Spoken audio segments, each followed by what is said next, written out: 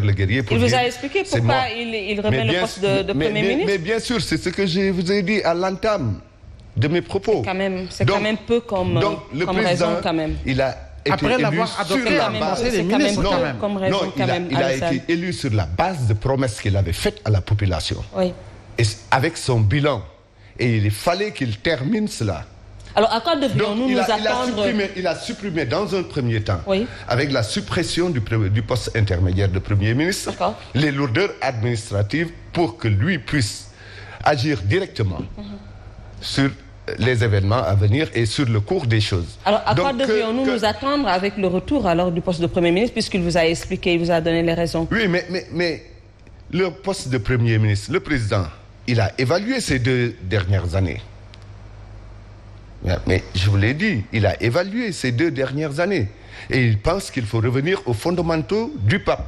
Pas du pape 2A, mais du pape. Et quand on dit pape, il faut quelqu'un pour conduire le pape, c'est le Premier ministre, qui va coordonner l'action gouvernementale. C'est ça que le président est en train de faire.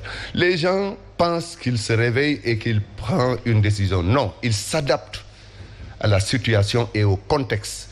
Le contexte mondial, environnemental, demande à ce qu'il y ait un Premier ministre et le président veut restaurer le poste de Premier ministre pour une bonne coordination de l'action gouvernementale. C'est tout simplement ça. Mais les météorologues politiques et autres y voient une main politique. Il ne s'agit pas de remettre en selle des personnes qui ont été bannies. Vous savez, le président nomme qui il veut.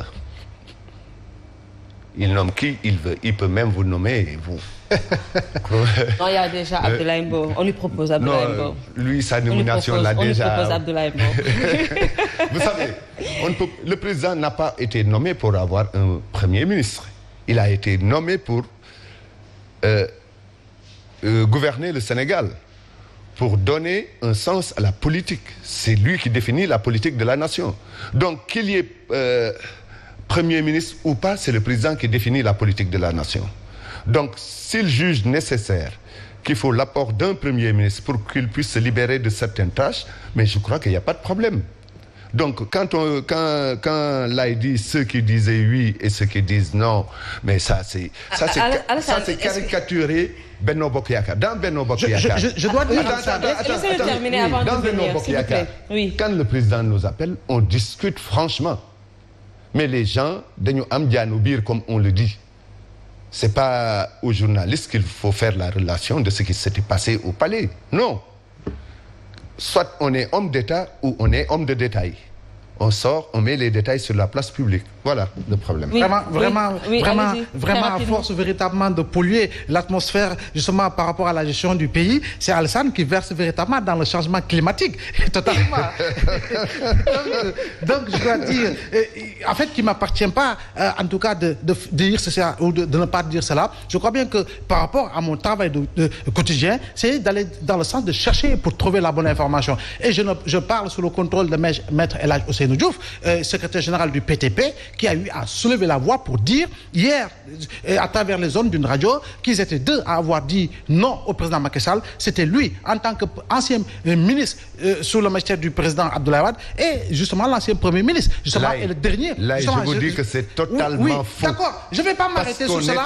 Oui, dans tous les cas, je ne vais pas m'attarder sur cela, sur cette considération-là. Mais je crois bien qu'aujourd'hui, la chose la plus essentielle, c'est de regarder en face les Sénégalais pour pouvoir au moins leur donner justement ce qu'ils cherchent à avoir. Ce que les Sénégalais cherchent à avoir, c'est de meilleures conditions de vie et d'existence. Ce que les Sénégalais cherchent à avoir, c'est véritablement habiter dans des cadres de vie qui répondent justement aux normes actuelles. Ce que les Sénégalais cherchent à avoir, c'est par rapport justement à cette lutte massive contre le chômage endémique des jeunes, c'est aider les jeunes filles du Sénégal à pouvoir justement trouver les meilleures astuces, les meilleures voies pour pouvoir en tout cas devenir des femmes entreprenantes. Ce que les Sénégalais attendent, c'est de voir véritablement cette troisième âge puisse bénéficier d'avantages beaucoup plus onéreux par rapport à ce qu'ils perçoivent au niveau de l'EPRES comme au niveau de la caisse de l'autre caisse de trucs de retraite. Ce que les Sénégalais attendent d'avoir, c'est de voir beaucoup plus d'infrastructures éducationnelles et sanitaires, etc., etc. Mais cela ne peut pas se faire de manière fast-track, Alassane,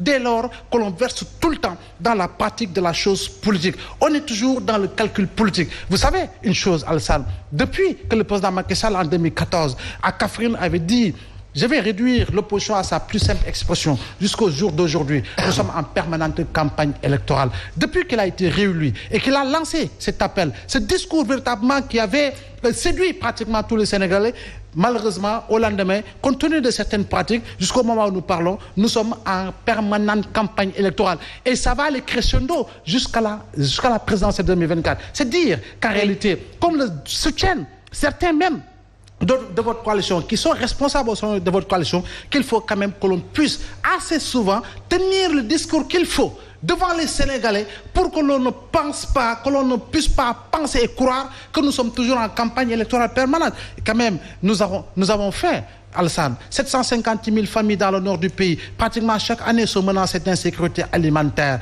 Je crois bien qu'aujourd'hui, la campagne arachidière, avec la fixation du kilogramme de l'arachide à 250 francs, cela ne fait pas que des erreurs dans le monde paysan. Aujourd'hui, on voit que le secteur de la pêche, qui est fortement secoué et par énormément de difficultés, de problématiques liées à des accords signés avec l'Union européenne, dans le secteur de l'élevage, etc., etc. Donc, je crois bien que nous avons besoin de la concentration de l'intelligentsia homo-sénégalensis, que l'on sent du camp du pouvoir ou de l'opposition, peu importe. Vous avez une chose, nous avons perdu un grand monsieur, en la personne de M. Boubacar Camara, pour des considérations politiques. Aujourd'hui, il a été nommé directeur général adjoint, justement, des douanes du Bénin, alors que nous en avions besoin au Sénégal pour travailler auprès du président Macky Sall, du gouvernement et de tous les Sénégalais, afin de participer au développement du Sénégal. Mais dans ces conditions, l'émergence ne sera qu'émergence, passez-moi l'expression.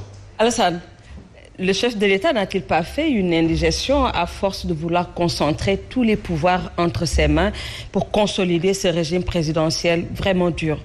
Vous savez... Il ne s'est pas lassé, vous ne croyez pas? Non, il ne se lasse pas parce que le président pense et agit pour les Sénégalais. Mais il a été submergé par énormément de demandes, Nous sommes dans l'ère du penser et agir. Oui. Nous ne sommes pas dans l'ère de ceux qui veulent installer le Sénégal dans une campagne électorale permanente, comme les Laimbo et ses amis de l'opposition.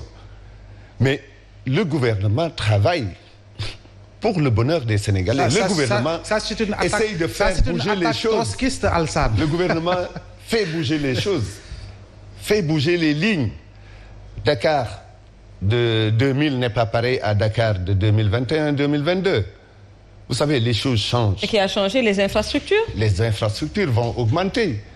Il y a les infrastructures qui ont changé, mais l'anarchie est encore là, l'insalubrité est encore là. Voilà, l'encombrement des rues est encore là. Il y a une partie... La paupérisation. Il y a une partie qui incombe au démembrement de l'État, telles que les communes et autres.